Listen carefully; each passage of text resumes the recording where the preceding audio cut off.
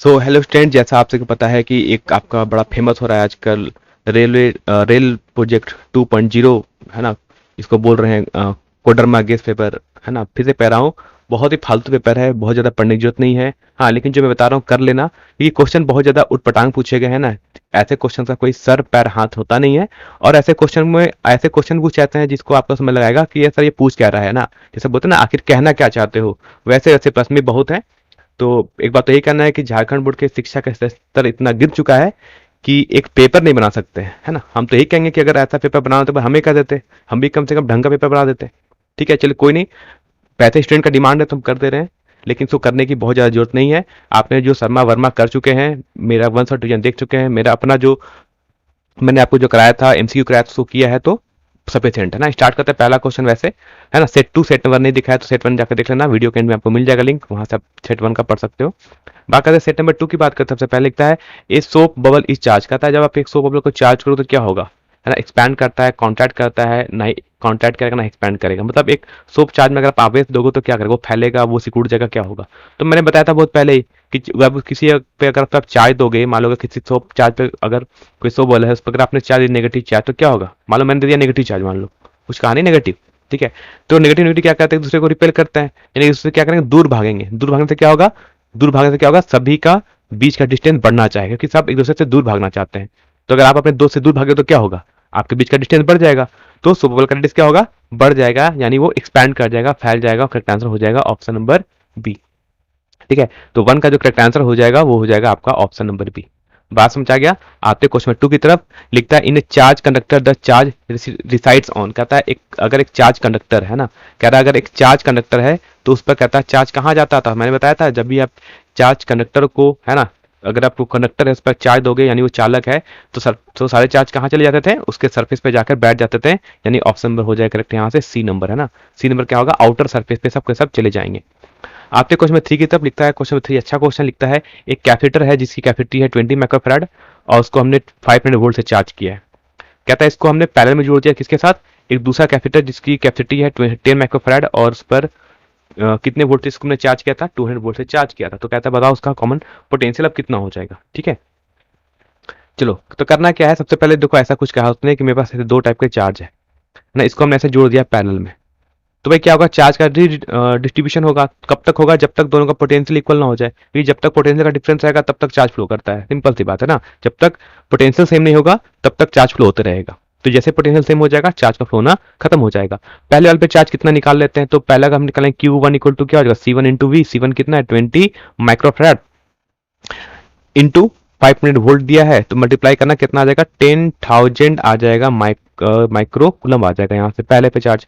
दूसरे पे चार्ज निकालना है तो दूसरे का हमें कितना दिया है, सीवी होता ना, तो सी के दिया 10 माइक्रोफैराड, इसका वोल्टेज था 200, मल्टीप्लाई कर दोगे तो आ जाएगा आपका ये 2000, है ना। और आंसर आ जाएगा माइक्रो कूलम में, याद रखना। टोटल चार्ज कितना हो गया, इतना चार्ज हो गया।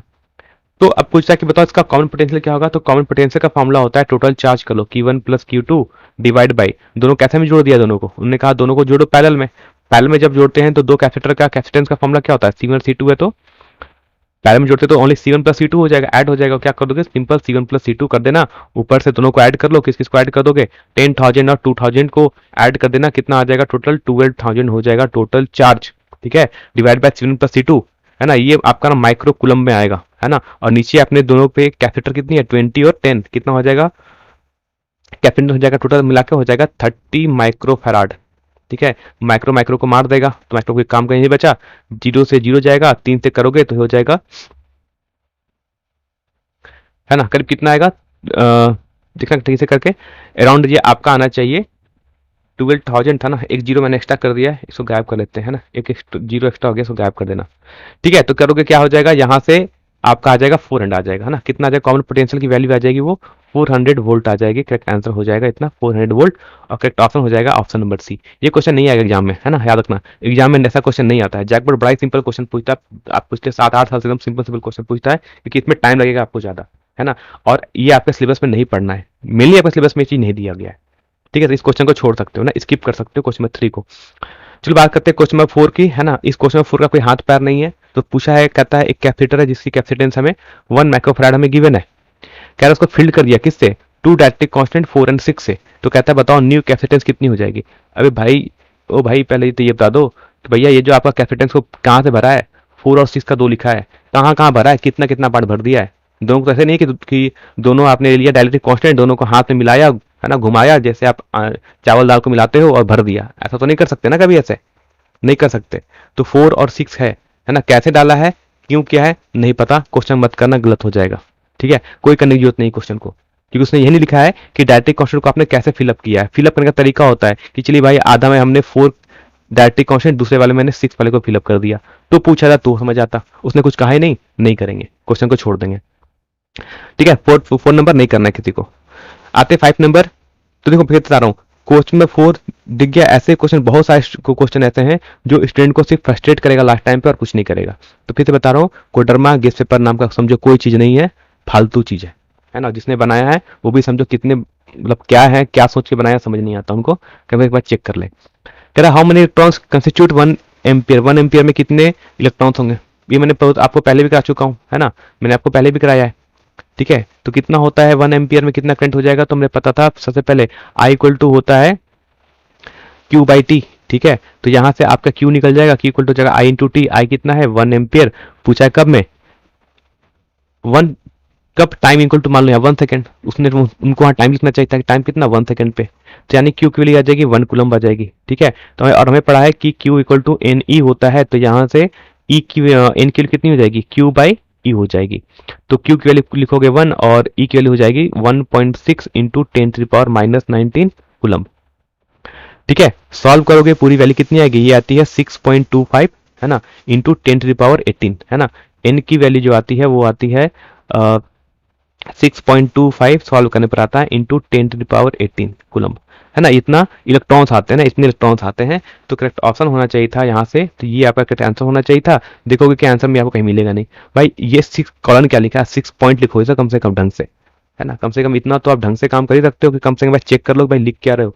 6 ये टाइम थोड़ी बज रहा है कि 6:25 बज रहा है कि 6:25 लिख दिया, ऐसे 6.25 लिखना चाहिए ढंग से। ठीक है, चलो बात करते हैं क्वेश्चन नंबर 6 की तरफ, है ना।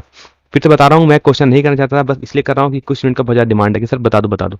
देख लो क्या किया इन्होंने, लिखता है an instrument for accurate measurement of EMF of cell. पहले बता चुका हूँ कितनी बार, सर घर के पेपर में ये देता है कि एक्यूरेट मेजरमेंट के लिए हम कौन से डिवाइस का यूज करते हैं, पोटेंशियोमीटर का यूज करते हैं। तो करेक्ट आंसर हो जाएगा यहाँ से आपका ऑप्शन नंबर सी हो जाएगा, पोटेंशियोमीटर करेक्ट आंसर हो जाएगा। ठीक है, ये अच्छा क्वेश्चन था, ठीक ठाक क्वेश्चन था, है ना। बात करते हैं क्वेश्चन 7 की। लिखता है कि ए 220 वोल्ट एंड 100 वाट का बल्ब है, इसको हमने कनेक्ट किया है अक्रॉस से 110 वोल्ट मेन सप्लाई से। लिखता है बता पावर कंज्यूम विल बी। देखो आपके पास एक बल्ब है ना, 110 वाट का बल्ब है जो 220 वोल्ट पे ऑपरेट करता था। अब आपके घरों में क्या हुआ, कुछ कारण के कारण हुआ कि वोल्टेज कम हो गया। कितना वोल्टेज आ रहा है मेन सप्लाई में, सिर्फ 110 वोल्ट आ रहा है, वोल्टेज कम हो गया। तो पूछे बताओ अब वो कितना पावर कंज्यूम करेगा। वो जो 1000 वाट का बल्ब था वो पावर कितना कंज्यूम करेगा, हाफ करेगा, नहीं हाफ नहीं करेगा। तो देखो हमें क्या पता है ना, हमें पता है कि सेम क्या है दोनों बल्ब में, दोनों बल्ब का सेम क्या है जो चेंज नहीं हुआ है, रेजिस्टेंस, है ना। रेजिस्टेंस तो चेंज थोड़ी करेगा, इस पे रेजिस्टेंस थोड़ी डिपेंड करता है वोल्टेज पे और पावर पे, नहीं डिपेंड करता है, रेजिस्टेंस उसकी फिक्स है। तो हमें पता है कि जो पावर का फॉर्मूला होता है वो होता है V²/R। ठीक है, अगर R फिक्स है ना, मैंने कहा अगर R फिक्स हो जाए तो क्या होगा, अगर R फिक्स है तो पावर है जगह वो क्या हो जाएगा, वो डायरेक्टली प्रोपोर्शनल किसके हो जाएगा, V² के। ठीक है, यानी P2/P1 इक्वल टू कितना हो जाएगा, V2/V1 का होल स्क्वायर के। तो निकाल लेते हैं, तो P2/P1, P1 पहले कितना था 1000 वाट, ठीक है, इक्वल टू V2 मतलब अभी कितना हम दे रहे हैं पोटेंशियल V2, वो हो गया है 110, पहले कितना था 220, तो स्क्वायर कर लो। ठीक है, कौन किसको मारेगा, ये 0 0 को मारेगा, 11 22 को मारेगा 2 टाइम में, तो वैल्यू कितनी हो जाएगी देख लो, है ना। और करते हैं तो यहां से हो जाएगा P2/1000 इक्वल टू हो जाएगा 1/2 का होल स्क्वायर। ठीक है, कितना आ जाएगा, तो P2 इक्वल टू हो जाएगा 1000 इंटू 1/2 का होल स्क्वायर हो जाएगा 1/4, कैंसल आउट करना आ जाएगा 250, यानी पावर अब कितना कंज्यूम करेगा, वो ओनली 250 वाट कंज्यूम करेगा। कितने बच्चे जिनको ये पता था कमेंट बताना, है ना, सही सही बताना कितने कितने को आंसर पता था, और कितनों ने इनका आंसर 5 मिनट कर दिया था। गलत मत करना, ठीक है, बात समझिए, गलत मत करना। तो करेक्ट आंसर क्या हो जाएगा, करेक्ट आंसर हो जाएगा आपका 4 ऑप्शन नंबर डी। अब थोड़ा ध्यान से चेक करो इन्होंने क्या लिखा है ना, क्या बकवास किया है। लिखता option number A, option number B, फिर ये 2 कहां से आ गया, ये 4 कहां से आ गया, भाई CD लिख लो कम से कम ढंग से, है ना। इसको कम से कम ऑप्शन नंबर सी लिख लो, इसको ऑप्शन नंबर डी लिख लो कम से कम ढंग से, है ना। कुछ भी उठपटांग पूछ जा रहे हो, पूरा ऊपर जाकर चेक करो, ऊपर में भी उन्होंने नहीं किया, क्वेश्चन 5 में देखोगे ए लिखा है सेकंड ऑप्शन में, 5 कहाँ से आ गया भाई, ठीक है। देखोगे फिर 5 नंबर ऑप्शन लिख लेते हैं, फिर ऑप्शन में 8 कहाँ से आ रहा है, फिर डी कहाँ से आ रहा है। तो भाई कम से कम इतनी सैलरी मिलती है, कम से कम एक ढंग का काम कर लिया करो, है ना। गवर्नमेंट सेक्टर में इतनी सैलरी मिलती है, फ्री फंड का पैसा में उठा रहे हो, कम से कम ढंग सा क्वेश्चन ढंग से लिख लिया करो, कि कम से कम स्टूडेंट फ्रस्ट्रेट ना हो देख देख के क्वेश्चन को, ठीक है। सिंपल बताओ ना, ऐसे क्वेश्चन देख के बहुत गुस्सा आता है जब झारखंड बोर्ड के एजुकेशन का ये हाल कर दिया है, इतना बुरा हाल है। चलो कोई नहीं, बात करते हैं बेट नंबर की, बात करते हैं। आपको सोल्यूशन चाहिए तो बता देते हैं। टेस्ला यूनिट रट रट के बताया, टेस्ला किस करंट होता है, मैग्नेटिक फील्ड का होता है। ऑप्शन नंबर 4 हो जाएगा इसका करेक्ट, डी हो जाएगा करेक्ट आंसर, 8 का करेक्ट आंसर हो जाएगा आपका ऑप्शन नंबर डी, ठीक है। बात करते हैं क्वेश्चन नंबर हम 9 की तरफ चलते हैं। कहता है the resistance of ideal volt meter, है ना। देखो वोल्ट मीटर क्या होता है, वोल्ट मीटर हम कब बना देते हैं, जब उसमें एक हम हाई रेजिस्टेंस लगा देते हैं सीरीज में। हाई रेजिस्टेंस मतलब बहुत ज्यादा, तो बहुत ज्यादा कितना हो सकता है, मैक्सिमम कितना हो सकता है, इनफाइनाइट हो सकता है। तो करेक्ट आंसर क्या हो जाएगा, इनफाइनाइट होता है ना। एक आइडियल वोल्ट मीटर का जो रेजिस्टेंस कितना होता है, इनफाइनाइट होता है। और अगर आइडियल एमीटर पूछा जाएगा तो उसकी रेजिस्टेंस कितनी होती है, 0 होनी चाहिए, है ना। यानी आइडियल रेजिस्टेंस ऑफ एमीटर 0 होता है, ideal resistance of A volt meter infinite होता है। करेक्ट आंसर हो जाएगा इनफाइनाइट। चलो बात करते हैं क्वेश्चन नंबर 10, जल्दी जल्दी करते हैं। लिखता है unit of magnetic moment, magnetic moment का बताओ यूनिट क्या होता है। तो मैग्नेटिक मोमेंट का आपको पता होगा कि मैग्नेटिक मोमेंट का फॉर्मुला होता है एम की वैल्यू लेते हैं आई इंटू ए, है ना। करंट इंटू एरिया, करंट का यूनिट होता है एम्पियर, है ना। एम्पियर इसको डिनोट करते हैं, ए से डिनोट करते हैं, और एरिया का होता है मीटर स्क्वायर, तो ए मीटर स्क्वायर होना चाहिए। लेकिन ये भी क्या बकवास करते लिख दिया एमपी, भाई एम्प्लीफिकेशन थोड़ी लिख रहे हो यहाँ पर, है ना। एम्पलीफाई थोड़ी कर रहे हो बैठ के यहाँ पर, कम से ए लिखो, कम से कम इसको ढंग से लिखा करो, है ना। एम्पियर मीटर स्क्वायर होगा, करेक्ट आंसर होना चाहिए एम्पियर मीटर स्क्वायर, लेकिन ए एम पी नहीं लिखना चाहिए, है ना। ए लिखना चाहिए, सिंबल ए होता है, कैपिटल ए होता है एम्पियर का। बात समझ आ गया। चलो आते हैं क्वेश्चन पर हम, 10 हो गया, 9 हो गया। बात करते हैं क्वेश्चन में 11, लिखता है the magnetic pole at magnetic pole angle of dip, है ना। ध्रुव पर कहता है दिक्पात का कोण कितना होता है, 90 डिग्री, है ना। ऑप्शन नंबर 1 नहीं भाई, ऑप्शन नंबर डी लिखो फिर से, है ना। क्या बकवास कर रहे हो, काम डी लिखो कम से कम, ऑप्शन नंबर डी होना चाहिए यहाँ पर, ठीक है। देखो कितनी कितनी गलतियां हैं इनके पेपर में। लिखता है an ammeter reads up to 1 ampere its internal resistance in 0.081 ohm, है ना। कहता है कि मेरे पास एक एमीटर लगा है ना, वो मैक्सिमम कितना मेरे कर सकता है रीडिंग को 1 एम्पियर तक मीटर कर सकता है, जब उसकी इंटरनल रेजिस्टेंस कितनी थी, 0.18 एम्पियर ओम था उसका इंटरनल रेजिस्टेंस था। कहता है मुझे अब क्या करना है, मुझे उसका रेंज बढ़ाना है। हम चाहते हैं कि नहीं वो एमीटर हमारा कितना करंट तक को मेजर कर पाए, 10 एम्पियर तक के मेजर के रेजिस्टेंस को वो के करंट को मेजर कर ले। तो क्या करना पड़ेगा भाई, है ना। अब भाई इसको बढ़ाओगे, है ना, मुझे मुझे ज़्यादा मेजर करना है। तो ये करंट क्यों कम होता है, किसी भी सर्किट में करंट कम क्यों होता है, क्यों कम हो जाता है, क्योंकि रेजिस्टेंस बढ़ जाती है, क्योंकि वी इक्वल टू क्या होता है आई आर। तो अगर आपने रेजिस्टेंस ज़्यादा लगा दिया होगा तो क्या होगा, आपका करंट कम हो गया होगा, क्योंकि वोल्टेज तो फिक्स है, ठीक है। तो करंट कम हो गया होगा। अब मुझे करंट बढ़ाना है, अब भाई अब मुझे करंट बढ़ाना, तो मुझे क्या करना पड़ेगा, मुझे रेजिस्टेंस को कम करना पड़ेगा, तभी तो करंट बढ़ेगा। अब रेजिस्टेंस कम कैसे करें, तो रेजिस्टेंस कम कैसे होता है, तो कहता है ये जो 0.18 ओम है ना, कह रहा है इसके पैरेलल में क्या लगा लो, एक पैरेलल में एक रेजिस्टेंस लगा लो, क्योंकि पैरेलल में इक्विवेलेंट रेजिस्टेंस क्या हो जाता है, कम हो जाता है, इसलिए तो ऐसे करना है। दिखा रहा हूँ ना, तो क्या इसके लगा लो पैरेलल में, तो यानी जो अब जो नया इक्विवेलेंट रेजिस्टेंस लगाना पड़ेगा वो कितना होना चाहिए, दो रेजिस्टेंस को जब हम लगाते हैं पैरेलल में तो उसका इक्विवेलेंट कितना होता है, वो होता है 0.81, है ना। R1 into R2 into x divide by 0.81 plus x, ये हो जाएगा नया इक्विवेलेंट रेजिस्टेंस, है ना। और ये रेजिस्टेंस 0.81 से कम आएगा, कितना कम आएगा ये तो हमें निकालना एक्स की वैल्यू, है ना। अब यहाँ से मुझे एक्स को फाइंड आउट करना पड़ेगा कि ये एक्स कितना होगा। तो हमें पता है वी इक्वल टू क्या होता है, आई आर होता है ना। V equal to I R होता है, और ये वैल्यू क्या है, फिक्स है, ठीक है। करते हैं तो यहाँ पर थोड़ा सा नीचे कर लेते हैं अच्छे तरीके से। तो पहले कितना था, पहले करंट था हमारे पास 1 एम्पियर, तो आई इतना था, और रेजिस्टेंस पहले कितना था, 0.81 ओम था रेजिस्टेंस, इक्वल टू अब करंट कितना होना चाहिए, 10 एम्पियर, और अब रेजिस्टेंस कितना होना चाहिए, आर इक्विवेलेंट का, यानी 0.81, है ना, into x divide by 0.81 plus x. जिसको समझ नहीं आएगा टेलीग्राम ग्रुप में जाके कमेंट कर देना, या फिर मुझे इस वीडियो के एंड में कमेंट कर देना, मैं बता दूंगा आंसर, ठीक है। अब क्या करते हैं, यहाँ से कौन देखते हैं कौन किसको मारेगा, तो बोलता है मारने वाला तो 0.81 को मार दिया, और इधर से हो जाएगा 0.81 प्लस एक्स इक्वल टू हो जाएगा 10x, ठीक है। सॉल्व करना, x की वैल्यू आएगी आपकी 0.09 ओम। सॉल्व बताना इतना आता है कि नहीं, ऑप्शन में बी हो जाएगा यहाँ से सही करेक्ट आंसर। ये क्वेश्चन आपके एग्जाम में नहीं आएगा, है ना, लिख लो, है ना, लिख के देता हूँ नहीं आएगा, डायरेक्ट सुना ना, लिख के देता हूँ नहीं आएगा तो नहीं आएगा क्वेश्चन। इतना बड़ा दिमाग नहीं काम करेगा बहुत बच्चों के, इतना जाके, है ना। फिर से बताता हूँ कितने बच्चे हैं जिनको क्वेश्चन में 2 का आंसर पता था, है ना, एकदम ऑनेस्टली बताना, ईमानदारी से बताना, ठीक है, तभी पूरा क्वेश्चन बताऊंगा अच्छे से। चलो बात करते हैं क्वेश्चन, अब हम 13 की तरफ आते हैं। लिखता है एट रेस्पॉन्स, भाई रेस्पॉन्स क्या होता है? रेजोनेंस होता है भाई, इसको सही ठीक कर लो, है ना। रेस्पॉन्स ना होता है, क्या होता है? रेजिस्टेंस होता है ना। In a series LCR circuit which relation does not hold, कौन सा है रेजिस्टेंस जो होल्ड नहीं करता है? भाई क्या क्या लिख दियो, डब्ल्यू डब्ल्यू लिख दियो, एल डब्ल्यू सी डब्ल्यू, ये क्या है? क्लास वर्क है क्या? कौन सा वर्क है? सी डब्ल्यू एल डब्ल्यू, भाई ओमेगा ओमेगा लिखा करो ढंग से कम।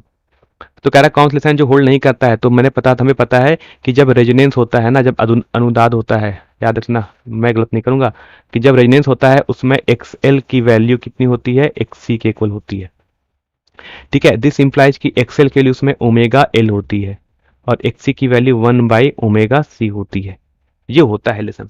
क्या इसमें से कौन सा जो होल्ड नहीं करेगा? भाई ये तो करेगा, बी करता है, ए नहीं करता कभी भी, है ना। एक गलत हो जाए, क्यों? क्योंकि जब इसको आप यहां से आगे सॉल्व करोगे तो हो जाएगा ओमेगा स्क्वायर इक्वल टू 1/एल सी, है ना। ओमेगा स्क्वायर इक्वल टू 1/एल सी आना चाहिए था, जबकि इनका ओमेगा क्या आ गया? 1/एल सी, यानी ये ऑप्शन सही है, ये ऑप्शन आपका गलत है ना। ऑप्शन ए आपका गलत है, ये नहीं हो सकता, ठीक है। बी नंबर सही है ना। बी नंबर सही है, क्यों? थोड़ा देख लो, फिर से समझा देता हूं एक बार। क्योंकि इसलिए सही है क्योंकि ओमेगा की वैल्यू 1/√एल सी आ जाएगा, ये भी सही हो जाएगा, ठीक है। बात करते हैं सी की, तो सही है कि नहीं? तो सी की वैल्यू, भाई ये भी क्या क्या बना दिया है, ये भी गलत है, ये भी सही नहीं है ना। Omega equal to omega C ना होता है, ओमेगा इक्वल टू 1/ओमेगा सी होती है ना। तो ये भी ऑप्शन गलत है, यानी इसके दो दो आंसर आ गए भाई, है ना। बोलोगे क्या सर, दो दो आंसर, दो दो आंसर? हाँ सर, दो दो आंसर गलत है, तो बकवास क्वेश्चन है ना। बाकी लास्ट ऑप्शन सही लिखा है इन्होंने, क्योंकि जब लास्ट ऑप्शन है वो यही लिखा है, लिख सकते ना। यानी दिस इंप्लाई ऐसा भी तो लिख सकते थे कि omega C equal to one by omega L, है ना, ऐसा भी लिख सकते थे। तो ये सही है ऑप्शन, ये भी सही है। तो ए और सी इसके दो दो गलत हो जाएंगे। कौन कौन से गलत हो जाएंगे आंसर? तो इसमें कौन कौन सा आंसर जो गलत है? तो पूछा तो कौन सा गलत है? तो ए एंड सी, ये दोनों ऑप्शन गलत है। और ये क्वेश्चन लिख के देख लो, एग्जाम में नहीं आने वाला ऐसे क्वेश्चन, ठीक है। आएगा तो अच्छे से पूछा जाएगा। बात समझ आ गया? ए और 13 का ए और सी दोनों गलत ऑप्शन दिया हुआ है। चलो बात करते हैं क्वेश्चन 14 की, बात करते हैं। लिखता है 100, बताओ भाई ये क्या लिखा है? क्वेश्चन बताइए क्या लिखा है? ये मेगा हेनरी है कि मिली हेनरी है? भाई कैपिटल एम लिख दिया, है ना। स्मॉल एम का मतलब होता है मिली और कैपिटल एम का मतलब होता है मेगा, है ना। अब इन्होंने इनको लिखना तो चाह रहे थे भाई मिली हेनरी, है ना। क्या करे, गलती हो गई, है ना। कौन से पदार्थ का सेवन हुआ है कि मिली हेनरी को आपने मेगा हेनरी बना दिया? तो हम करेंगे मिली हेनरी लेकर, क्योंकि तभी एनर्जी हमारा बहुत कम आना चाहिए। मेगा हेनरी बहुत बहुत बहुत बड़ी वैल्यू है ना, बहुत बड़ी वैल्यू है, और प्रैक्टिकल भी पॉसिबल इतना जल्दी हम नहीं कैलकुलेट करते हैं, ठीक है। बात समझ आ गया? तो चलो बात करते हैं भाई, क्या करते हैं, बात करते हैं अब, निकालते हैं। बता कि energy stored in magnetic field का फॉर्मूला क्या होता है? Energy stored in magnetic field का फॉर्मूला होता है हाफ एल आई स्क्वायर, है ना। हाफ एल आई स्क्वायर पता है, ये अच्छा फॉर्मूला है, ठीक है। तो हो जाएगा हाफ एल की वैल्यू, मिली मैं लिखता हूँ, मिली हेनरी में कितना हो जाएगा? 100 इंटू 10⁻³ ये हो जाएगा मिली में लिख रहा हूँ मैं इसको, ठीक है। करेक्ट कर लेना, मैं इसको मिली हेनरी में लेकर सॉल्व कर रहा हूँ, तभी आंसर आएगा। मेगा में आंसर कोई गलत, सारा आंसर गलत है, ठीक है। और आई की कितनी है? 1 एम्पियर है, तो 1 का कर लेना स्क्वायर, ये 2 मारेगा किसको? 50 बार में, तो आंसर आ जाएगा 50 इंटू 10⁻³ और जो आपका यहाँ से आंसर आ जाएगा वो आ जाएगा 0.050 जूल आ जाएगा करेक्ट आंसर, ठीक है। ये हो जाएगा आपका एनर्जी का फॉर्मूला, ये आ गया भाई साहब, हाँ कितना आ गया? तो आंसर हो जाएगा आपका ऑप्शन नंबर सी। समझ गए कैसे आएगा? ऑप्शन नंबर सी आ जाएगा। अब थोड़ा ध्यान से देखो भाई, क्यों क्या लिखा? ऑप्शन भाई लिखा 0.5, बी लिखा 1 जूल, सी लिखा 0.05 और डी की जगह फिर उन्होंने 4 लिख दिया, है ना। समझ नहीं आ रहा क्या हो रहा है यहाँ पर। चलो बात करते हैं क्वेश्चन नंबर 15 की। लिखता है energy in A current carrying call, call भाई कॉल ना होता है, कॉइल होता है। तो भाई कुछ ढंग से लिख लो, कम से कम पर चेक कर लिया होता ना, ये मॉडल पेपर जारी करने की कितनी हड़बड़ी क्या थी, कम से कम पढ़ ही लिया होता, तो कम ढंग का लिख लिया होता। ये कॉइल होता है, ठीक है। एक बार हमारे जो बच्चे जो वीडियो देख रहे हैं उनको भी एक बार दे दो ना पेपर, तो वो भी इसमें से कितनी निकाल देंगे गलतियां, ठीक है। तो बताओ energy in A current carrying coil, अगर एक कॉइल है उसमें से अगर करंट फ्लो कर रहा है ना, उसमें करंट फ्लो कर रहा है, तो उसमें कौन सी एनर्जी, वो क्या करता है?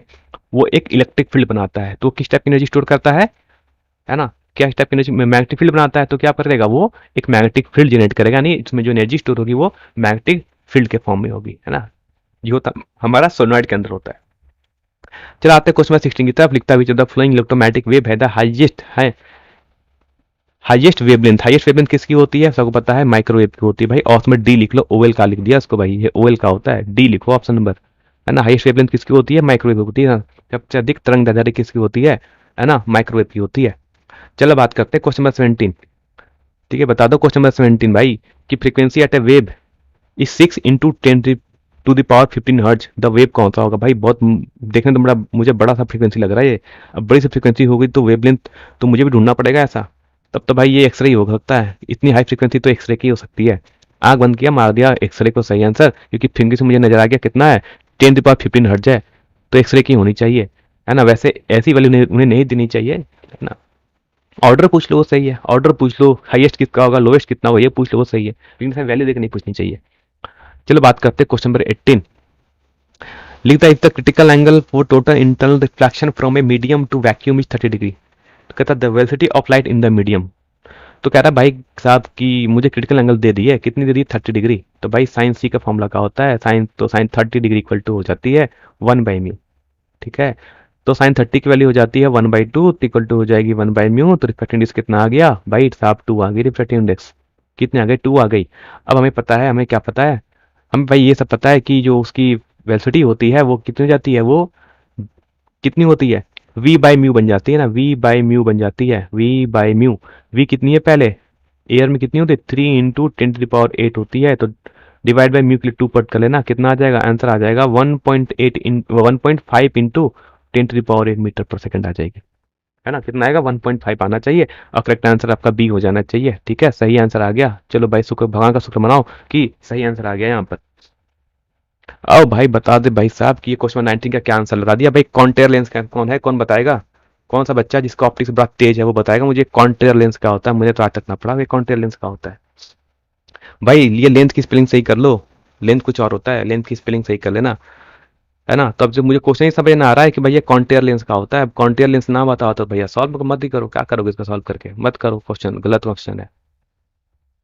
ठीक है, क्वेश्चन नंबर 20 अच्छा क्वेश्चन है, दिखता है the image form by an objective of A compound microscope, है ना। ये बताया था मैंने आपको, बताया था ऑब्जेक्टिव वाला, मैं बताया था कि जब मैंने कंपाउंड माइक्रोस्कोप मेरा देखा जाके लेक्चर में बताया था कि दो टाइप की इमेज बनती है, एक बनता है फाइनल, एक बनता है ऑब्जेक्टिव। जब पहला लेंस से जो इमेज बनता है वो कैसा बनता है कंपाउंड माइक्रोस्कोप में?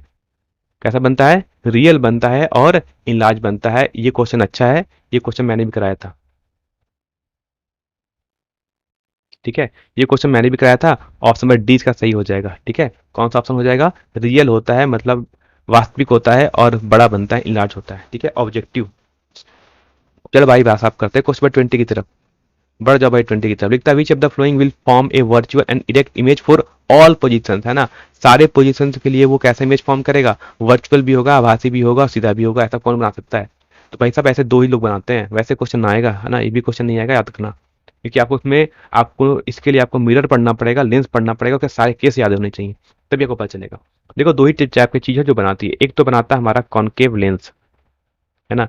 एक कॉनकेव मिरर बनाता है हमेशा, कॉनकेव लेंस बनाता है, और दूसरा हमारा एक कॉनकेव और एक कॉन्वेक्स मिरर, है ना। और एक होता है हमारा प्लेन मिरर। ये तीन चीजें जो हमेशा क्या बनाते हैं, जो हमेशा क्या बनाएंगे आपके, हमेशा क्या बनाएंगे? वर्चुअल और इरेक्ट इमेज बनाएंगे। क्योंकि उसमें बोला ना ऑल लिखा है, ऑल बोल दिया भाई सभी के लिए, तो हमेशा कौन बनाएगा? एक कॉनकेव लेंस, कॉन्वेक्स मिरर, या फिर प्लेन मिरर। मतलब एक अवतल लेंस हो सकता है, उत्तल दर्पण हो सकता है एक, या फिर एक समतल दर्पण हो सकता है। देखते भाई साहब कौन सा आंसर सही है। कॉनकेव मिरर दिया है, ना हो सकता। कॉन्वेक्स लोन, भाई ये लोन, भाई लोन बांट रहे हो क्या यहाँ पर आके सबको? लोन भाई, लेंस लिख ला भाई, लेंस लिख लो सही से, और उसमें बी सही हो जाना चाहिए ना। कॉनकेव क्या होती है? कॉन्वेक्स लेंस होगा या नहीं होगा? ना होगा भाई साहब, ये भी गलत कर दिया। अब इतना ज्यादा इन्होंने, है ना, इतना ज्यादा इन्होंने गलत कर दिया ना, समझ ही नहीं आ रहा क्या क्या लिखा है। तो कौन सा होगा? ऑप्शन नंबर सी होगा। हाँ, ऑप्शन नंबर सी नजर आ रहा है मुझे, ऑप्शन नंबर सी सही है ना। कॉनकेव लेंस, है ना। कॉनकेव मैंने कहा था, कौन कहा था, या तो कॉनकेव लेंस होगा, कॉन्वेक्स मिरर होगा, या तो प्लेन मिरर होगा। तो मुझे ऑप्शन में क्या नजर आ रहा है सही से? कॉनकेव लेंस, यही ऑप्शन दिया जो मेरा सही होगा ना। और इसका स्पेलिंग देखो, चेक तो करो सही से लिखा है कि ना। कॉनकेव, हाँ भाई सही से लिख दिया, है ना। ऑप्शन पर सही हो जाएगा यहाँ पे। चलो आते क्वेश्चन में 22, ये भी ना पूछे जाने वाला। लिखता है भाई साहब की time taken by light to cross, भाई क्रॉस का होता है, क्रॉस होता है भाई साहब, सही स्पेलिंग कर ले भाई यहाँ से। एक ग्लास स्लैब ऑफ थिकनेस होता है भाई, थिकनी क्या होता है? ये थिकनी क्या हो गया भाई? 4 millimetre and refractive index 3 inch. चलो भाई क्वेश्चन सॉल्व भी करा देते हैं। स्पेलिंग तो ऐसी है भैया कि अंग्रेज छोड़ के भाग जाए आज, है ना। ऐसे इंग्लिश देख ले तो जितने अंग्रेज आए हैं ना यहाँ पर, वही अभी इंडिया छोड़ के भाग जाए ऐसे इंग्लिश देख ले तो। चलो बात करते हैं अच्छी नंबर। कहता है क्वेश्चन नंबर, ठीक है, time taken by light to cross a glass slab. तो बताओ, अगर मेरे पास एक ग्लास स्लैब है, ग्लास स्लैब की मान लो अगर थिकनेस टी है, मतलब उसको डिस्टेंस कितना कवर करना है, टी डिस्टेंस कवर करना है। अब लाइट, इस ग्लास स्लैब के अंदर लाइट की स्पीड कितनी हो जाएगी, v equal to c by mu बन जाएगी। ठीक है, तो टाइम का फॉर्मूला कितना हो जाएगा, टाइम का फॉर्मूला हो जाएगा टाइम इक्वल टू होता है कितना, डिस्टेंस डिवाइड बाई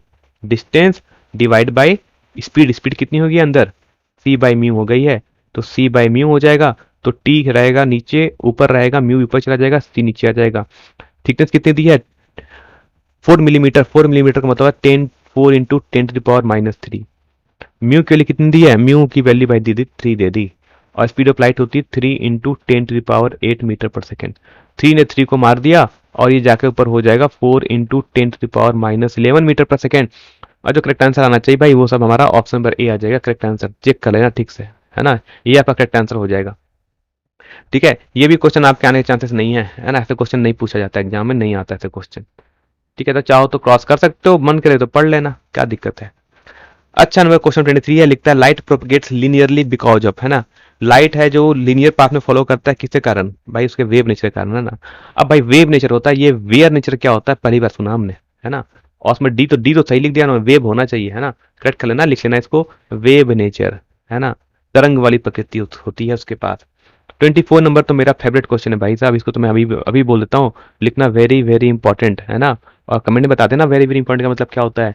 लिखता है interference is a redistribution of, interference में क्या होता है, किस चीज का आपस में इंटरचेंज करते हैं, है ना, तो वो एनर्जी का रीडिस्ट्रीब्यूशन हो जाता है। दैट मीन्स कि जहाँ डार्क वाली एनर्जी कहाँ चली जाती है, ब्राइट में चली जाती है, इसलिए जो चमकीला है वो ज्यादा चमक जाएगा। अब थोड़ा आगे बढ़ते देखना, थोड़ा सा लिखना है इसमें ऑप्शन में क्या क्या लिखा था भाई, सी एम्पलीटिवेले, है ना, ये भाई ये क्या लिख दिया भाई, सब मुझे समझ ना आ रहा है इसको प्रोनाउंस क्या करूं, है ना।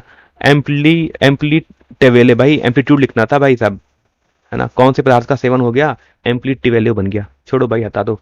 आते कुछ में 25 की तरफ, लिखता है Planck constant, Planck constant, constant have नहीं भाई, हैज होता है, हैज होता है द डायमेंशन टी की जगह एस कर लो भाई, स्पेलिंग बहुत गलत है, डायमेंशन ऑफ। कहता है प्लैंक कांस्टेंट की वैल्यू का की जो यूनिट होती, जो डायमेंशन होता है वो किसके इक्वल होता है। तो ये मैंने भी कराया था अभी आपको, dual nature of matter edition, याद रखना, very very important question. Angular momentum क्या आता है, कोणीय संवेग के इक्वल ही उसका विमा होती है, उसका डायमेंशन होता है। अब बात करते हैं क्वेश्चन 26 की तरफ, लिखता है the phenomena photo electric was explained bye. देखो फोटो इलेक्ट्रिक इफेक्ट को किसने एक्सप्लेन किया था, देखो उसका दो चीज होता है, याद रखना, नहीं पढ़ा समझ लेना। देखो इसे खोजा किसने था, हर्ट्ज ने, लेकिन एक्सप्लेन किसने किया था, इसने पूछा है एक्सप्लेन किसने किया, है ना, याद रखना। एक्सप्लेन पूछा जाएगा तो एक्सप्लेन किसने करा था, एक्सप्लेन किया था आइंस्टीन ने, इसलिए क्या मिल गया था, नोबेल प्राइज, है ना। इसलिए भाई कोई चीज खोजना मत, खोज के उसको एक्सप्लेन करना, नहीं तो खोजोगे तुम और एक्सप्लेन करेगा तुम्हारा दोस्त और नोबेल प्राइज मिल जाएगा तुम्हारे दोस्त को। ठीक है, तो खोजना अलग बात है, जिसने एक्सप्लेन करेगा उसे मिलेगा Nobel prize.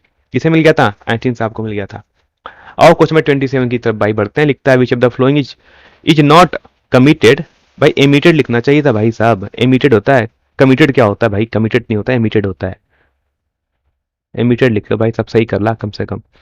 Which of the flowing is if not, भाई is not emitted by a radioactive substance, है ना। रेडियो एक्टिव सब्सटेंस क्या नहीं निकालता, इलेक्ट्रॉन्स निकल जाते हैं अंदर से, होता है ना। न्यूक्लियस के अंदर जब प्रोटॉन न्यूट्रॉन में, जब आपका प्रोटॉन जब आपका न्यूट्रॉन प्रोटॉन में या प्रोटॉन न्यूट्रॉन में कन्वर्ट होता है, तो उसमें में एक इलेक्ट्रॉन्स का आना जाना होता है अंदर में ना, कन्वर्ट होता है, वहां पर एक एमिट होता है अंदर में। ठीक है, इलेक्ट्रोमैग्नेटिक रेडिएशन भी निकलता है ना, इलेक्ट्रोमैग्नेटिक रेडिएशन भी निकलता है, कब होता है, जब आपका गामा रे, है ना, जब आपका गामा रे निकलता है तो वो इलेक्ट्रोमैग्नेटिक रेडिएशन के फॉर्म निकलता है। अल्फा पार्टिकल भी होता है ना, जब अल्फा डी का होता है तो उसमें अल्फा पार्टिकल निकलता है रेडियो एक्टिव सब्सटेंस से। ये हीट्रॉन क्या होता है भाई साहब, क्या लिख दिया, हीट्रॉन्स, ह्यूट्रॉन्स का होता है भाई, हमको तो गलत आंसर ये लग रहा है, ह्यूट्रॉन्स। अब ये हीट्रॉन्स कौन बताएगा, किसी ने पढ़ा क्या होता है हीट्रॉन्स, बता दे भाई, है ना। हीट्रॉन्स क्या होता है, हीट्रॉन्स न्यूट्रॉन्स होना, प्रोटॉन्स होना चाहिए था, है ना, प्रोटॉन्स होना चाहिए था, हीट्रॉन गलत है, ऑप्शन है ये, हीट्रॉन्स नहीं निकलता है। वैसे तो हीट्रॉन्स नाम का कोई चीज होता है भी नहीं है, तो ये ऑप्शन आपका गलत है ना। क्या नहीं निकलेगा, हीट्रॉन्स कभी नहीं निकलेंगे, है ना। हीट्रॉन्स तो भाई जिंदगी में वो कभी निकल ही नहीं पाएगा, वो तो होता ही क्या, नहीं पता मुझे। और भाई साहब बता दो क्वेश्चन 28, हाउ मेनी नेक्सटन्स, भाई नेक्सटन्स क्या होता है, इसको कोई प्रोनाउंस कर दो भाई, है ना, कमेंट में कोई नहीं हंसेगा, है ना, जो कमेंट में हंसेगा, है ना, हंस लो भाई, क्या दिक्कत है, हंस लो। How many nexons on an average relapsed. ओ भाई कौन सी लिपि यूज कर रहे हो, है ना, ये कौन सी लिपि है, रोमन ना है, देवनागरी भी ना है, भाई कौन सी लैंग्वेज है। लुप्त पर फिजन। भैया हमें क्वेश्चन ही समझ नहीं आया तो हम क्वेश्चन सॉल्व क्या करेंगे, छोड़ दो, 28 को छोड़ दो, मत करना। भाई क्वेश्चन तो नहीं आया तो क्या लिख देंगे, तुक्का थोड़ी मार के आएंगे कुछ भी, वैसा काम थोड़ी करते हैं। चलो आते हैं क्वेश्चन 29 की तरफ। बोलता है द बाइंडिंग एनर्जी पर पोर पोर पोर। भाई पोर पोर पोर का हो गया, नक्सन का होता है भाई। भाई लिख दे भाई, पर न्यूक्लियन बोल दे, है ना, न्यूक्लियन होता है। Of A stable nature. Correct binding energy per nucleon की कितनी होती है ना, 5 मेगा इलेक्ट्रॉन वोल्ट, है ना, ये 8 मेगा इलेक्ट्रॉन वोल्ट, है ना, 8.7 होता है, 8.1 8.3 कुछ होता है, 8 पॉइंट समथिंग होता है ना वो मेगा, लेकिन याद रखना वो मेगा इलेक्ट्रॉन वोल्ट के रेंज का होता है। तो कितना निकलता है, मेगा इलेक्ट्रॉन वोल्ट के रेंज का निकलेगा, ऑप्शन नंबर हो जाएगा 1 सही। और भाई साहब क्वेश्चन बात करते हैं हम लोग 30 की, बात कर लेते हैं थोड़ी सी। लिखता है फॉरबिडन एनर्जी गैप, गुप नहीं भाई गैप होता है ना, गैप कर ले भाई साहब। In semiconductor is of the order of, किस ऑर्डर का होता है भाई, 1 इलेक्ट्रॉन वोल्ट का होता है। ये एलईवी मतलब भाई इसका 1 लिख दे, 1 से अच्छे से लिख दे, 1 एलईवी, है ना, 1 ईवी, 1 इलेक्ट्रॉन वोल्ट, और वी को भी कैपिटल लिख देना भाई सही से। इतनी इतनी भर भर के गलतियां कर दी है ना। इलेक्ट्रिक व्हीकल नहीं है, इलेक्ट्रॉन वोल्ट होता है, और ऑप्शन नंबर 2 होता है सही, किसके लिए, एक अर्धचालक के लिए, है ना। किस ऑर्डर का होता है, उसकी फॉरबिडन एनर्जी गैप कितनी होती है, 1 इलेक्ट्रॉन वोल्ट होती है। और क्वेश्चन में बात करते हैं 31 की तरफ। लिखता है water majority charge creates in n type semiconductor. N type semiconductor में जो करंट फ्लो करता है वो मेनली किसके कारण होता है, एन टाइप में क्या ज्यादा होते हैं, इलेक्ट्रॉन्स होते हैं। तो किसे करंट मेनली फ्लो करेगा, इलेक्ट्रॉन से फ्लो करेगा। किसी ने इस क्वेश्चन में ध्यान दिया है तो थोड़ा ध्यान दे दे, तो थोड़ा देखे पीछे एक बार, थोड़ा इसको ऑप्शन से पीछे आकर देखे। हलिप क्या होता है भाई, ओ भाई ये क्या लिख दिया ऑप्शन, हलिप होल्स लिखना चाहिए था ऑप्शन का, है ना, इसको भी कम से कम ढंग से लिखा करो, ये होल्स होना चाहिए था, है ना, इसको ठीक है, होल्स होना चाहिए था, इसको होल्स लिखना चाहिए, HOLES, हाँ, जिसको लोग बोलते हैं कोटर बोलते हैं हिंदी में। चलो बताया क्वेश्चन 32, ये अच्छा क्वेश्चन दे दिया मेरा, लेकिन क्वेश्चन भी मुझे समझ में आ रहा है क्या करना चाहता है वो। लिखता है diode can be use app as a L M. भाई क्या लिख दिया, ये क्या लिख दिया, ऐप एज एल एम। भाई लिख दो ये diode can be use as, एक डायोड को हम कैसे यूज कर सकते हैं ये पूछना चाहिए था। तो एज हम उसको रेक्टिफायर यूज करते हैं ना, फुल वेव और हाफ वेव, है ना, दिष्टकारी बोलते हैं रेक्टिफायर को, दिष्टकारी। तो एक हाफ वेव और एक फुल वेव रेक्टिफायर के दो के जैसा हम यूज कर सकते हैं किसको, डायोड को। तो करेक्ट ऑप्शन हो जाना चाहिए था भाई साहब, ऑप्शन नंबर ए हो जाना चाहिए था। ठीक है, तो आज की वीडियो में बड़ा मजा आ रहा होगा ना आपको, क्वेश्चन भी देख के हंसी भी लग रहा होगा सर, क्या है ना, एक तो रोना भी आ रहा होगा कि सर ये क्या क्या पूछा जा रहा है, और हंसी इस बात पे भी आ रही होगी कि भैया क्वेश्चन का छाप दिया, स्पेलिंग मिस्टेक कर दी भर भर के। चलो भाई बता दो क्वेश्चन में 33, ये अच्छा क्वेश्चन मेरे लिए, है ना, ये तो मैं क्वेश्चन रखता हूँ नीट का रखता हूँ मैं क्वेश्चन, ये क्वेश्चन नीट में पूछते हैं। How many NAND gate are required for OR gate, है ना, अगर मुझे नैंड गेट से क्या बनाना है, मुझे और गेट बना देना है, तो भाई मुझे कितने गेट चाहिए, है ना, कितने गेट चाहिए, 3 गेट चाहिए, तो भाई 3 साफ में बन जाता है ना, 3 लगाओगे तो नैंड से और बन जाएगा, ठीक है, 4 लगाओगे तो नैंड से एंड बन जाएगा, ठीक है। ला भाई लिख दी देता हूँ तुमको, आपको ना, आप समझ आओगे तुम लोग को, है ना, आप लोगों को समझ ना आएगा। तो नैंड से भाई और बनाना है, कितने गेट चाहिए मुझे, 3 गेट चाहिए, कितने चाहिए, 3 को गेट चाहिए।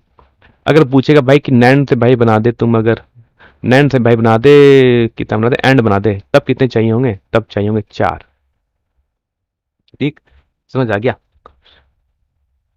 कितने चाहिए, 4 चाहिए होंगे, बात समझ आ गया, हो गया काम खत्म यहाँ से। तो ऑप्शन नंबर 33 का हो जाएगा 3 आंसर।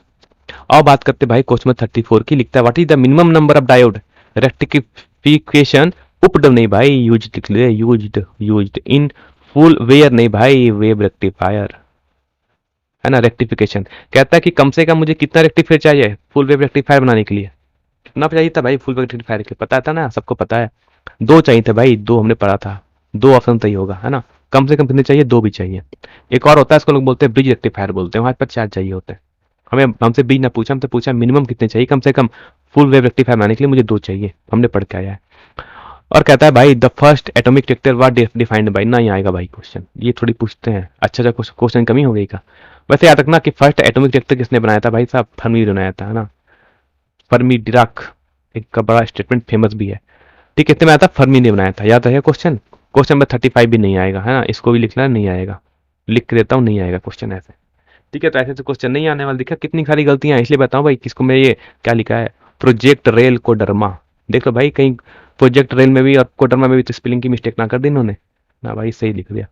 चलो भाई साहब बताते हैं अब इससे इंपॉर्टेंट, इसमें क्या क्या क्वेश्चन पूछा है, जो अच्छे अच्छे क्वेश्चन है जो लगता है पूछे जा सकते हैं। स्टेट गॉस थ्योरम आ सकता है ना, कहाँ पूछा जाएगा नहीं पता, आ सकता है, पढ़ लेना, छोटा सा है Gauss theorem. What do you mean by drift velocity, नहीं आएगा। एम्पलीट्यूड लॉ इंपॉर्टेंट है, पढ़ लेना, 3 नंबर, ठीक है। व्हाट इलेक्ट्रोमैटिक वेव्स, इलेक्ट्रोमैटिक वेव नहीं पूछी जाती, उनका यूज पूछा जाता है ना, तो ये नहीं पूछा जाएगा, इसका यूज पढ़ लेना, है ना, इसका यूज पढ़ लेना क्या क्या होता है सबका। What is interference of light, आ सकता है, अच्छा क्वेश्चन है, good question. Define mass defect, पढ़ लेना भाई, मास डिफेक्ट कब होता है, मास कम कब हो जाता है ना, न्यूक्लियर केमिस्ट्री पढ़ोगे। ड्रॉ, ये पूछा सकता है, draw the logical symbols of और गेट एंड नैंड गेट, आ सकता है भाई, ये अच्छे क्वेश्चन है, ये 3-4 क्वेश्चन अच्छे अच्छे हैं, पूछा जा सकता है। तो भाई अब सब्जेक्टिव में तो मेरे को कंफर्म है क्या क्या आएगा, वो तो उसमें ज्यादा दिक्कत नहीं है। Drive the expression for energy stored in capacitor, इन्हें चेंज कैपेसिटर का होता है भाई, खराब चार्ज कैपेसिटर, इन्हें अनचार्ज कैपेसिटर। एक अनचार्ज कैपेसिटर को चार्ज करने में मुझे कितनी एनर्जी, अनचार्ज ने इसको करे ना, रुक जा भाई, मुझे भी मेरे ना, इतनी गलतियां देख देख के मेरे से भी गलती शुरू हो गई है, वो नहीं यहाँ पर, क्या करना भाई, यहाँ derive the expression for energy stored in charge capacitor, है ना, चार्ज होना चाहिए था, अभी सही पकड़ा गया भाई, अब है ना, चार्ज कैपेसिटर में कितनी एनर्जी स्टोर होती है, इसका एक्सप्रेशन फाइंड आउट करना है, मत पढ़ के जाना, ओनली फॉर्मूला पढ़ना है इसमें, है ना, 1 मार्क्स में आएगा, ओनली फॉर्मूला आएगा, लिख देता हूँ, ठीक है, पढ़ लेना। What is electrical resistance, find equivalent resistance in series and combination, भाई इन सीरीज कॉम्बिनेशन नहीं भैया, नहीं आएगा क्वेश्चन भाई, 9 मत पढ़ना, ये बच्चों वाला क्लास 10 का ऑप्शन है ना, 10 में तो पढ़ाई होगा। State and explain Friday law of electromagnetic induction, पढ़ लेना, ठीक ठाक क्वेश्चन है, सिंपल सा डेफिनेशन, 10 नंबर पढ़ सकते हो, आ सकता है थोड़ा सा।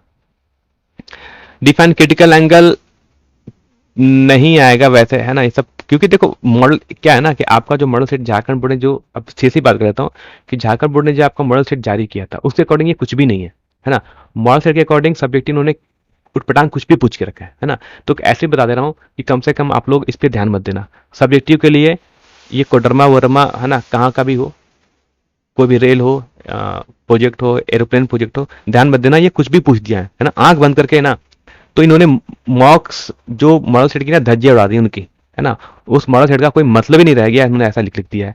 और फिर से बता रहा हूँ सीरियसली, ऐसे क्वेश्चन को देख के स्टूडेंट फ्रस्ट्रेट हो जाएगा, ठीक है, तो कह रहा हूँ सब्जेक्टिव छोड़ दो, सोचो कि सब्जेक्टिव है ही नहीं इसमें, बस ऑब्जेक्टिव देख लिया, जो जो बताया था बस वही पढ़ना, इंपॉर्टेंट, सब पढ़ने की जरूरत नहीं है। फिर बता रहा हूँ शर्मा वर्मा जी बहुत है, सफिशियंट है, शर्मा वर्मा जी को बहुत सालों का एक्सपीरियंस है, 20-25 साल का एक्सपीरियंस है शर्मा वर्मा जी को इस फील्ड में, ठीक है, तो वो अच्छे हैं थोड़े। फोटोलिथ इफेक्ट पढ़ सकते हो, आ सकता है, ये तो मैं बताऊंगा, है ना। डिफाइन हाफ लाइफ क्या होता है, ये आ सकता है, पढ़ सकते हो। Why do by logic gate पढ़ सकते हो, क्वेश्चन ठीक ठाक है ना, 12, 13, 14 ठीक ठाक है, ये सब पढ़े होगे, अब बाकी में तो मैं भी पढ़ा ही दूंगा ना। फोटोलिथ इफेक्ट क्या होता है मैंने बताया ही है कि पढ़ लेना पहले भी। चलो आते क्वेश्चन नंबर 15, लिखता है drive an expression for the electric potential at A point on the axial and equatorial line. देखो नहीं आएगा क्वेश्चन, क्योंकि इस मॉडल सेट के अकॉर्डिंग ये इस चैप्टर से आपका सिर्फ 3 मार्क्स का क्वेश्चन आना था, तो ये 5 मार्क्स में तो आ नहीं सकता कभी भी, ठीक है। व्हीटस्टोन ब्रिज क्या आता है, find the balance condition for a Wheatstone bridge. Wheatstone bridge क्या होता है उसके बारे में लिख लो, उसका डायग्राम आ देना, अगर आ गया तो ये क्वेश्चन अब हो सकता आ जाए। फिर लिखता है इसके लिए, कि इसके लिए कंडीशन क्या होती है, बस कंडीशन लिखना है ना, प्रूफ नहीं करना, याद रखना, सिर्फ कंडीशन लिखनी है, तो कर सकते हो क्वेश्चन, ठीक ठाक क्वेश्चन है, कर सकते हो एक बार। बायर-सावर्त लॉ क्या होता है लिख लेना, और उसके बाद क्या है कि magnetic field on a straight strength of axial of circular loop, है ना, ये क्वेश्चन इंपॉर्टेंट है ना, ये क्वेश्चन लिखना इंपॉर्टेंट, मैंने भी कराया था, मैंने कहा था इंपॉर्टेंट, ये क्वेश्चन आपके 2019 या 20 में पूछा गया था एक बार, उसके बाद नहीं आया, तो ये क्वेश्चन इंपॉर्टेंट है आपके magnetic effect of current chapter से, इंपॉर्टेंट क्वेश्चन, तो कर लेना अच्छे तरीके से। What is transformer, explain different losses in transformer, ये भी अच्छा क्वेश्चन है, आ सकता है, लेकिन ट्रांसफर वाले चैप्टर से उसने कहा है कि वो 3 मार्क्स, हाँ इस चैप्टर से अल्टरनेटिंग करंट चैप्टर ना, यहाँ से क्वेश्चन आ सकता है, ये क्वेश्चन पढ़ लेना अच्छे से। ये तो मैंने भी बता दिया है कि आप जो आपने, जब मैं आपको चैप्टर को बता रहा था ना कि कौन कौन से टॉपिक इंपॉर्टेंट है 5 मार्क्स 3 मार्क्स में, तो उसमें मैंने इसको भी कहा था कि पढ़ लेना अच्छे तरीके से। अब वही क्वेश्चन इन्होंने पूछ भी दिया है वैसे। कंपाउंड माइक्रोस्कोप भाई सेट 1 में पूछा था, सेट 2 में इन्होंने फिर पूछ दिया भाई, है ना, जो आपने जिन्होंने सेट 1 नहीं देखा जाकर सेट 1 का देखना, सॉल्यूशन में बताया था, सेट 1 में भी यही क्वेश्चन पूछा था, सेट 2 में भी वही क्वेश्चन पूछा है, और ये क्वेश्चन 2022 में भी आ ही चुका है, तो भाई आएगा ही नहीं, लिख के दो, ये क्वेश्चन नहीं आने वाला। कितनी बार पूछेंगे भाई, अच्छे अच्छे फॉर्मूले ना भाई, कंपाउंड माइक्रोस्कोप को क्यों पकड़ के बैठे हो, है ना, लेंस साहब बैठे हैं, लेंस मेकर फॉर्मूला है ना जो बनाए थे साहब ने, वो भी बैठे हैं, क्या उनको, क्या मतलब उनको कोई नहीं पूछेगा क्या, वो अच्छा क्वेश्चन नहीं है क्या, अच्छे क्वेश्चन है ना, तो वो आएगा, ये नहीं आएगा, क्योंकि ये लास्ट टाइम ऑलरेडी आ चुका है 2020 में, इसी साल, पिछले साल ये क्वेश्चन आ चुका है, तो इस साल आने का चांसेस कम है इसका, ठीक है, तो 19 नंबर नहीं आएगा। 17 18 इंपॉर्टेंट है, पढ़ लेना अच्छे तरीके से, है ना।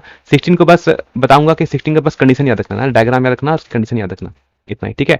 तो भाई सब खत्म हो गया हमारा आज का टोटल बस सेट 2, है ना, बात समझ आ गई। अब कोई गलती तो ना करेगा इसमें, है ना, और कोई हंसेगा भी नहीं क्वेश्चन में, ठीक है। चलो भाई मिलते हैं फिर, शाम में लोग मिलेंगे जो हम अपना काम कर रहे हैं ना। बाकी भाई साहब बाकी सब कह रहा हूँ, है ना, लाइक कर दो, सब्सक्राइब कर दो, है ना, और बेल आइकन को एकदम ठोक कर दबा दो ताकि कुछ भी हो पता चल जाए क्या हो रहा है, ठीक है। चलो धन्यवाद।